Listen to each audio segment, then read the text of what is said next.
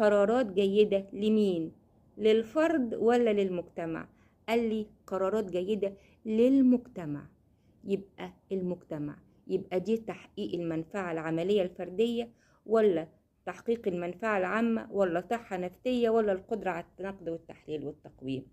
لقيت كلمة مجتمع، يبقى المجموع، يبقى العامة، يبقى للكل. يبقى أنا عايز أحقق منفعة للمجتمع ككل. يبقى النقطة دي بتتكلمني عن تحقيق المنفعة العامة. هجاوب ازاي؟ أقول النقطة المشار إليها هي تحقيق المنفعة العامة.